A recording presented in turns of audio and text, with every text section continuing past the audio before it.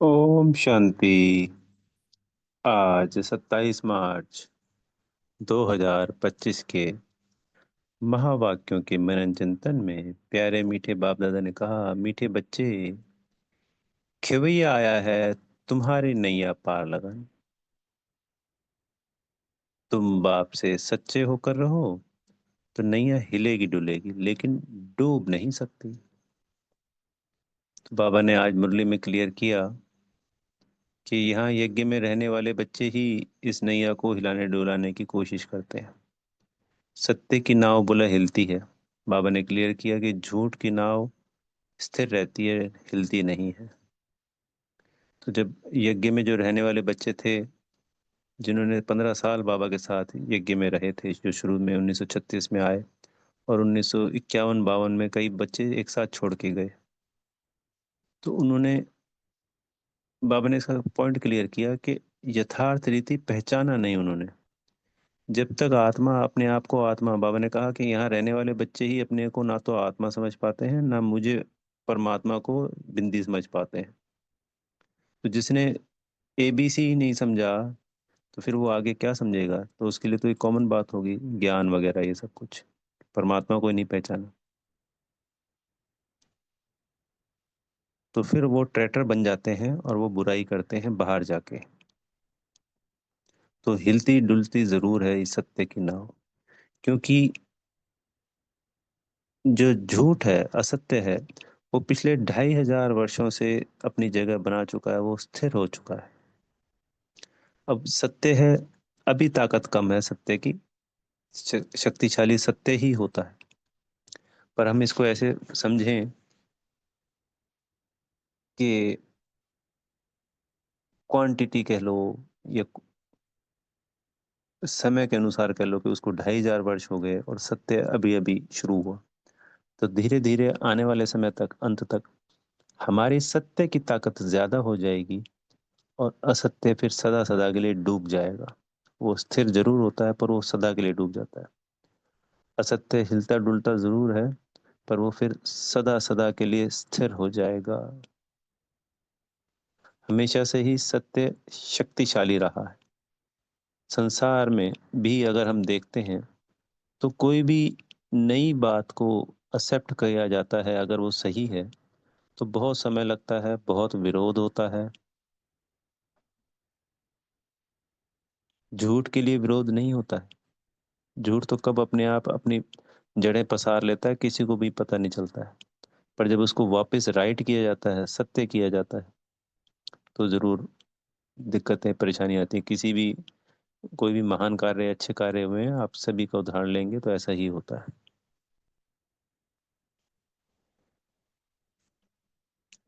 तो हमारे जीवन में भी हमारे साथ ऐसी परिस्थितियां आती हैं कि ये क्या हो रहा है, परमात्मा मेरे साथ है और ये सब कुछ हिल डुल रहा है, तो वो सिर्फ हिलेगा डुलेगा। वो पेपर भी है, वो सत्य की नाव भी है, और जब तक हलचल नहीं है तो इसका मतलब हम राइट रास्ते पे नहीं है। राइट रास्ते पे होने ही ये शो करता है कि हिलना डुलना हो रहा है। फिर बाबा ने प्रश्न उत्तर में भी यही कहा कि बाबा, बच्चों को यथार्थ याद ना रहने का मुख्य कारण क्या है? तो हम साकार में रहते रहते 2500 साल हो गए, 63 जन्म हमारे साकार में हो गए, और हम हमेशा अपने आप को शरीर ही समझते रहे।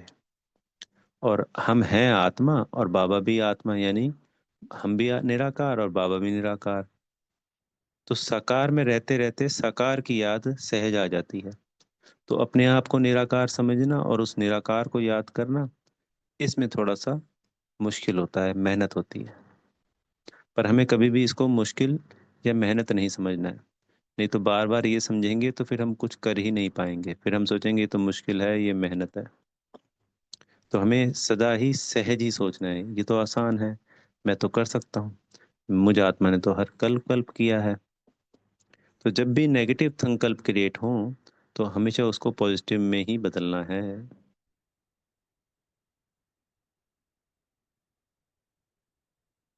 बाबा जरूर कहते हैं मुश्किल है, मेहनत है, वो हमें समझा नहीं दे रहे हैं।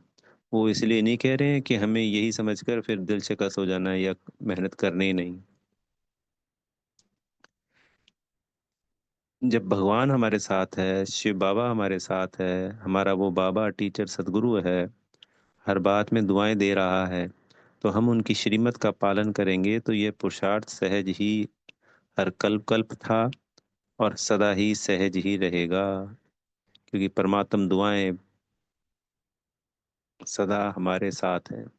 जब ब्रह्मा बाबा ने ये करके दिखाया तो वो भी तो हमारी तरह ही थे, या हम भी उनकी तरह ही तो हैं।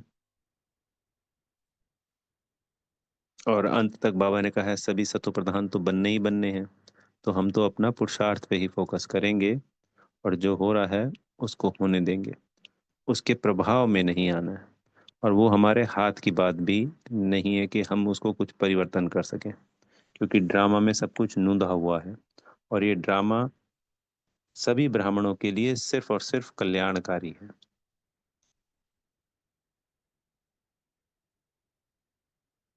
बाबा ने आज फिर परमात्मा के बारे में समझाया कि मैं शिव निराकार हूँ, ये ब्रह्मा है। इसके बाद सूक्ष्म वतनवासी ब्रह्मा विष्णु शंकर आते हैं, और फिर मनुष्य आते हैं। तो जो परमात्मा है वो निराकार है, और ब्रह्मा विष्णु शंकर वो आकारी हैं। उनके अंदर हड्डी मांस नहीं होता है। एक तो ये हमारी याद के लिए भी हो गया मुरली के पॉइंट, और एक जब हम दूसरों को समझाने देंगे तब भी ये मुरली के पॉइंट हमारे काम आएंगे। बाबा रोज रोज हमें इसलिए रिमाइंड कराते हैं ताकि हमारे बुद्धि में ये बैठ जाए, किसी और को जब ज्ञान देने की बारी आए तो ये याद आ जाए। तो हम जब दोहराएंगे तब ये याद आएंगे। तो इसलिए मुरली को 2-3 बार पढ़ सकते हैं तो जरूर पढ़ें, जितनी बार भी पढ़ सकते हैं, कोई गिनती नहीं। चाहे एक बार और चाहे 10 बार। क्योंकि हम सभी जानते हैं कि दादियां अनेकों अनेक बार पढ़ती ही पढ़ती थी। कई दादियां ऐसी थी जिनकी मुरली हाथ में 24 घंटे ही रहती थी। वो जो मुरली के जो 4 पेज हैं, वो पूरे दिन ही वो पकड़ के रहती थी। और जब जब जैसे जैसे सीमाओं के बीच में मौका मिलता था उसको पढ़ती जरूर थी। तो बाबा ने इसमें क्लियर किया कि कोई भी आकारी को और साकारी को भगवान नहीं कह सकते। भगवान सिर्फ और सिर्फ निराकार ही है, और वो हम सब आत्माओं का पिता है। तो हम आत्माएं भी निराकार हैं, बाबा भी निराकार है।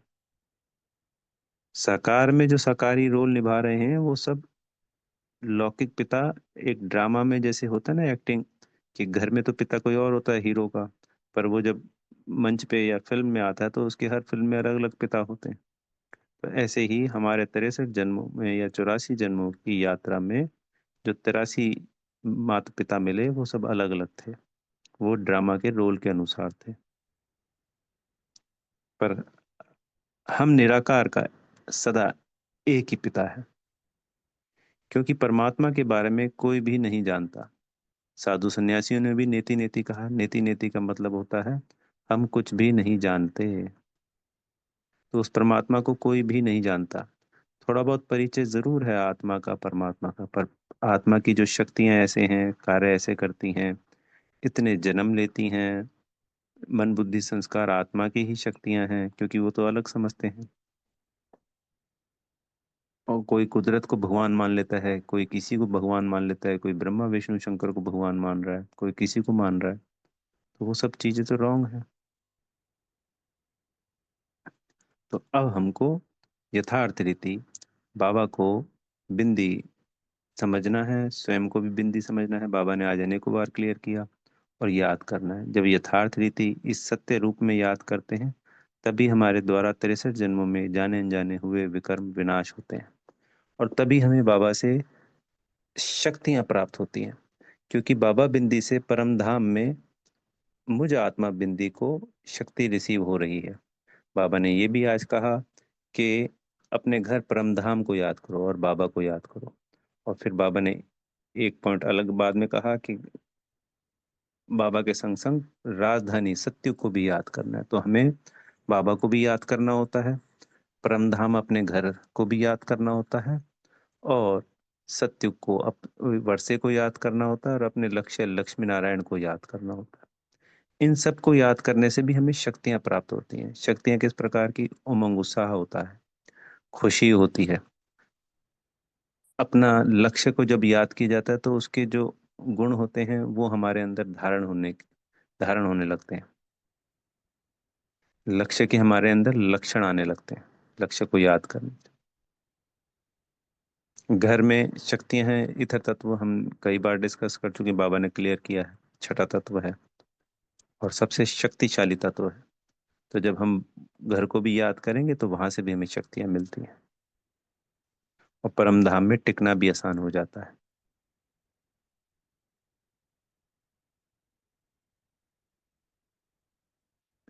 बाबा ने एक अच्छा सुंदर पॉइंट बताया कि बाबा है बेहद का बाप सच्चा हीरा।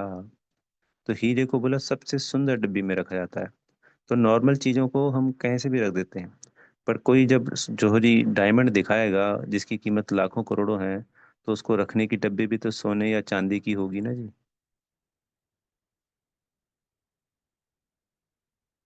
और जरकन है, हम जाते हैं देखते हैं तो कागज के अंदर बंधी हुई पोटली में होती है और अनेकों अनेक जरकन होती हैं एक साथ।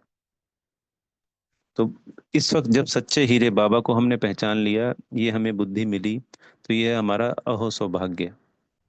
क्योंकि यहाँ तो सारा संसार में जरकन ही जरकन है। बहुत सारे लोग, गुरु लोग, अपने को भगवान मानते हैं या किसी अन्य को भगवान बनाकर उसको कहते हैं कि इसको याद करो, या गुरु मंत्र दे देते हैं जिससे होना कुछ भी नहीं है। बाबा ने क्लियर किया। तो इस सत्य को यानी सच्चे हीरे को जरूर पहचानना है, तो हमने तो पहचान लिया, पर अब हमें उस सत्य हीरे को याद करना है। स्वयं को हीरा समझ उस हीरे को याद करेंगे, यानी बिंदी को बिंदी से याद करेंगे, तभी सर्व प्राप्तियां हैं। बाबा ने क्लियर किया कि ये कोई साधु सन्यासी नहीं है। साधु सन्यासी ना कभी ऐसे कहते हैं कि अपने को आप आत्मा समझो, परमात्मा को याद करो। वो तो देहधारी हैं, या तो देहधारी किसी देवी देवता को याद कराएंगे, या फिर गुरु मंत्र दे देंगे और गुरु मंत्र को दोहराओ। यही तो करते हैं सभी संस्थाओं में। जब हम जाते हैं या देखते हैं, अब तो नहीं जाते, तो कॉमन सी बातें हैं। वही रामायण, भगवत गीता, वही श्लोक, वही बातें, वही एक गुरु, गुरु मंत्र, कॉमन बात है। भाइयों का वर्चस्व, एक ही व्यक्ति, उसी के परिवार के फिर दूसरे सदस्य, उस कुर्सी पे गद्दी पे बैठना। यहाँ पे हर चीज डिफरेंट है। कोई गद्दी नहीं, कोई दोबारा गुरु नहीं कि वही उसी के परिवार के लोग आए, यानी ब्रह्मा बाबा के तन के परिवार के तन का आधार लिया बाद में बाबा ने। फिर माताओं बहनों का वर्चस्व, फिर आदि मध्य अंत का ज्ञान, 5,000 साल का सब कुछ जो सत्य है, बाबा ने हमें सत्य ज्ञान दिया। वहां तो वो जो शास्त्रों का झूठा ज्ञान है सभी जगह वही कॉमन है। तो इतनी गहरी गहरी बातें हैं। और कोई ये भी पॉइंट समझ ले कि सब जगह एक जैसा है और ये यहीं अकेला अलग क्यों है, तो भी कहीं ठटका लगेगा। पर वही किस्मत, बाबा कहते हैं, या तो हमारे कुल का नहीं है या फिर किस्मत में नहीं है, दोनों में से जो भी बातें आती हैं।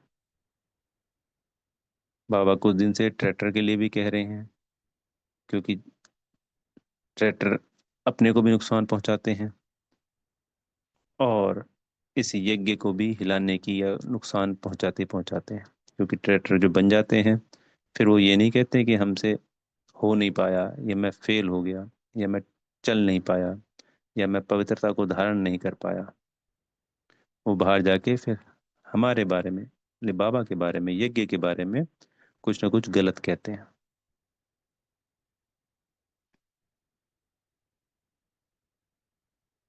तो हमें दिन में अनेकों अनेक बार निराकारी बनने का अभ्यास करना है और निराकारी बाबा को याद करना है।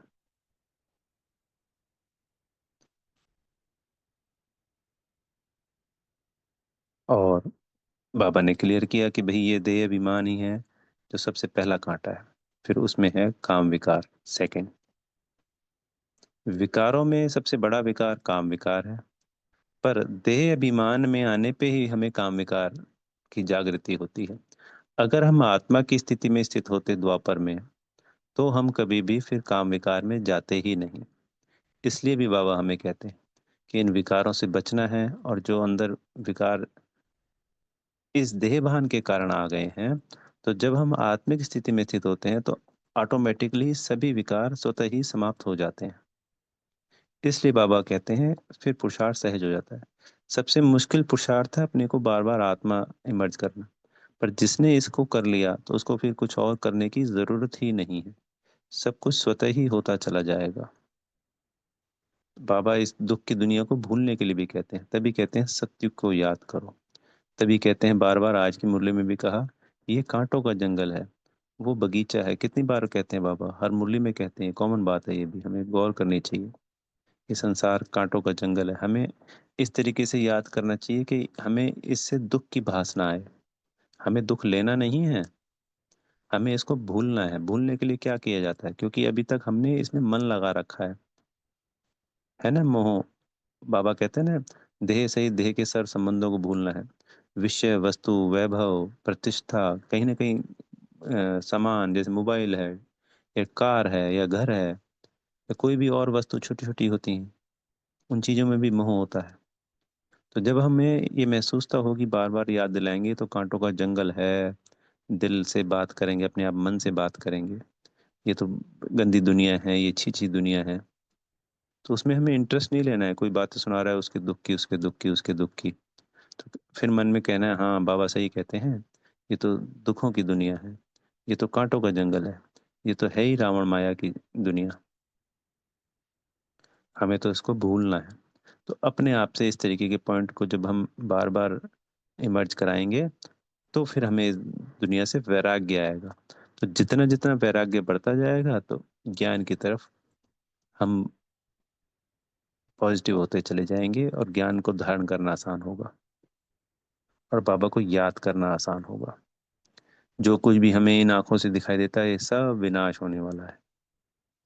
विनाश के कारण फिर हमें पता है बाबा ने, प्रकृति के पांचों तत्वों के द्वारा और इन बॉम्ब्स के द्वारा। तो बाबा ने कहा आज नेचुरल क्लाइमिटीज भी होंगी, अर्थक्वेक भी होंगे, और जो संख्या है, पिछले कई दिनों से बाबा कह रहे हैं कि सतयुग में बहुत थोड़े रह जाते हैं। तो कहाँ अंत तक हम मान लेते हैं 9 अरब हो, अभी तो 8 अरब के आसपास बताते हैं। और कहाँ 9 अरब, और 9 अरब के मात्र 9 लाख 10 लाख रह जाएंगे। ये सब हमारे को, हमारे ही पॉइंट मुरली के बार बार रिवाइज करने चाहिए।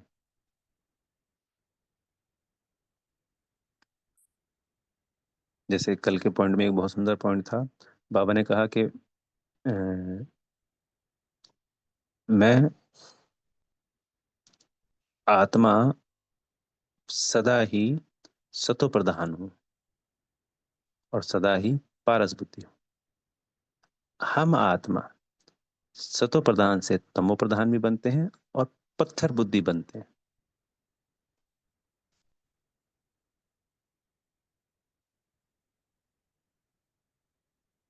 अब बाबा आकर हमको पत्थर बुद्धि से फिर से पारस बुद्धि बनाते हैं, तमो प्रधान से सतो प्रधान बनाते हैं। यही बातें बाबा सिर्फ हम ब्राह्मणों को समझाते हैं। तो हमें, हमारे को ये भी याद रखना है, ये हम जो जाति पाति करते हैं वो सब कलयुग की बातें हैं। हम सब अभी ब्राह्मण हैं। अगर हम किसी बाहर वाले को भी अपना परिचय देते हैं, तो संसार का परिचय देने के बाद हम उसको क्लियर कर सकते हैं कि अब हम बीके हैं, और बीके बन के, यानी हम ब्रह्मा कुमार हैं, हम ब्राह्मण या ब्राह्मणी हैं। और अपना सरनेम नहीं लेना होता है। जैसे मान लीजिए हमारा पुराना सरनेम जो भी था, तो उसको रिमाइंड नहीं कराना है। हमें जो अपना इंट्रोडक्शन देना है, किसी भी बीके को, भाई को देते हैं नए को, तो आगे बीके लगा के फिर अपना नाम बोलना है। बीके ये, मोबाइल में भी जैसे हम लिख देते हैं, जूम पे भी हम क्लासे करते हैं, तो बीके ये नाम। ये नहीं कि वो जो नाम है और पिछला पुराना सरनेम है, जो भी है सरनेम, वो नहीं लगाना है। सरकारी पेपर हैं, कोई संसार की काम है, वहां तो हमें वही यूज करना है। ये बात हो रही है बीके अपने, अपने कुल में, अपने परिवार में। क्योंकि तभी तो हमें आदत पड़ेगी ना कि हमारा नया जन्म है, हम ब्रह्मा कुमारी हैं या हम ब्रह्मा कुमारी हैं। वरना तो वही पुराना सब कुछ चलता जाएगा, फिर परिवर्तन कहाँ होगा। और आज बाबा ने फरमान किया है, कि फरमान किया है, तो फरमान का तात्पर्य है कि करना ही करना है, कि घर गृहस्थ में रहते हुए बाबा को याद करना है। बाबा ने कहा जब भक्ति करते थे तब क्या कहलाते हैं, भक्त कहलाते हैं। मतलब विकार में भी जाते हैं, भक्ति भी करते हैं, गुरु लोग मंत्र दे देते हैं और अपना कर्म करते हैं। बोला अभी भी वही तो करना है, कि हमें अपने प्रवृत्ति मार्ग में रहते हुए सारे कर्म करने हैं और बाबा को याद करना है। तो अब हम क्या कहला रहे हैं, ब्राह्मण ब्रह्मा कुमार, और वहां पे हम जो भी कहलाते थे वही कहला रहे हैं। तो सारा जीवन सब कुछ वैसा है और उससे बहुत श्रेष्ठ है, ऊंचे से ऊंचा बन गया है और सब कुछ सहज है। ये सिर्फ हमारे संकल्पों का है कि हम उसको मुश्किल समझ रहे हैं या हमने उसको मुश्किल बना दिया है, तो वो रॉन्ग हो जाता है। सब कुछ सहज है यहाँ पे। कुछ नियम धारणाएं जरूर हैं, तो उन नियम धारणाओं से हमारी स्थिति ऊंची होती है, शक्तिशाली बनती है। हमें खुशी होनी चाहिए कि हम परमात्मा की बताई हुई बातों को या रास्ते पे चल करके अपने आप को ऊंचा उठा रहे हैं। हम शक्तिशाली बनते जा रहे हैं, सतो प्रधान होते जा रहे हैं।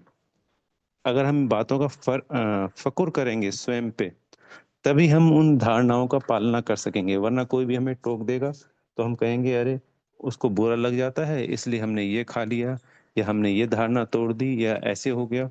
तो फिर वो हमें आसान लगेगा, सहज लगेगा छोड़ना या तोड़ना। जब तक हमें अपने बीके होने पे फक्र नहीं होगा, हमें भगवान के बच्चे हैं, हम भगवान की श्रीमत पे चल रहे हैं, तो नाराज कोई नहीं होता है। बाय चांस कभी कोई कुछ, हम अपनी तरफ से मुख से तो कुछ नहीं कहना किसी को, पर वो अपने आप ही अगर अपने मन पे ले लेता है तो उसमें हम दोषी नहीं है। फिर आज बाबा ने हमें वरदान दिया है बड़ा मीठा सा, प्रवृत्ति में रहते, परवृत्ति में रहने वाले निरंतर योगी भव। तो ये प्रवृत्ति होगी इस पवित्र इस परिवार में रहते हुए। परवर्ती का बाबा ने आज अर्थ बताया आत्मिक रूप में। तो जब आत्मिक रूप में स्थित होंगे तो सदा न्यारा, संसार से न्यारा और बाबा का प्यारा। आत्मिक स्थिति में स्थित होते ही हम किसके प्यारे बन जाएंगे, बाबा के प्यारे। और इस संसार से ऑटोमेटिकली स्वतः ही न्यारे हो जाएंगे। तो बाबा ने कहा कि कोई कुछ भी करेगा लेकिन यह महसूस होगा जैसे काम किया ही नहीं, यह खेल है। तो आत्मिक स्थिति में स्थित होते ही सब कुछ हमें खेल लगने लगता है, बंधन नहीं लगेगा। तो स्नेह और सहयोग के साथ शक्ति की एडिशन करो तो हाई जंप लगा लेंगे। तो शक्ति कैसे क्रिएट होएगी, आत्मिक स्थिति से। तो फिर हमारी हाई जंप लग जाएगी।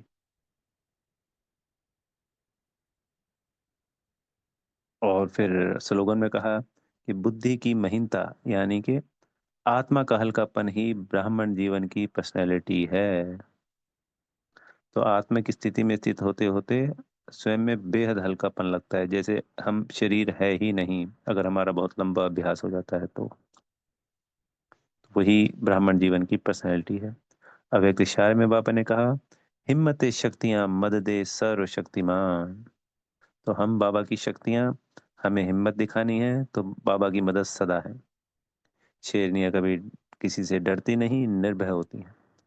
यह भय भी ना हो कि ना मालूम कि क्या होगा।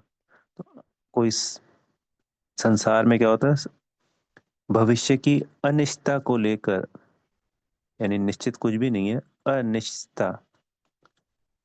क्षमा चाहेंगे, थोड़ा शब्द को प्रोनाउंसिएशन गलत हो रहा है। अनिश्चित, एक तो होता है निश्चिंत रहना और एक होता है अनिश्चित। हाँ, तो अनिश्चितता को लेके डर और भय रहता है, तबकि हमें तो पता है कि सब कुछ निश्चित है, विनाश निश्चित है, हमें सतो प्रधान बनना निश्चित है, हमारी राजाई निश्चित है।